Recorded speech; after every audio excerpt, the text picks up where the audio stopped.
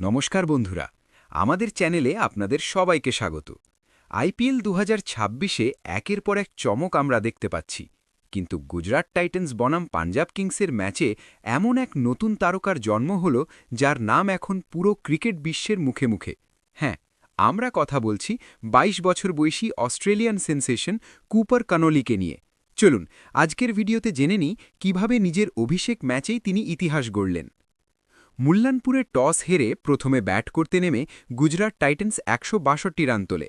পাঞ্জাব কিংসের সামনে টার্গেট ছিল 163 রানের। রান তাড়া করতে নেমে একসময় মাত্র 118 রানে 6 উইকেট হারিয়ে বেশ চাপে পড়ে গিয়েছিল পাঞ্জাব। ঠিক সেই সময় ত্রাতা হয়ে ওঠেন কুপার কানোলি। 3 নম্বরে ব্যাট করতে নেমে এই তরুণ বুঝতেই দেননি যে এটাই তার প্রথম আইপিএল ম্যাচ।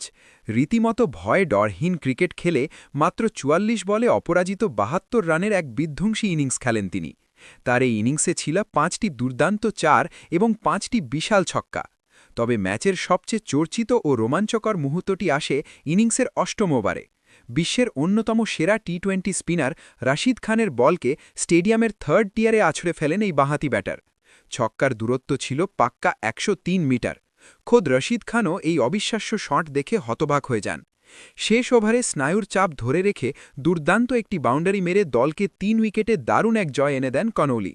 নিজের অভিষেক ম্যাচেই এমন ম্যাচ জেতানো পারফরম্যান্সের জন্য তিনি প্লেয়ার অব দ্য ম্যাচ পুরস্কারও জিতে নেন।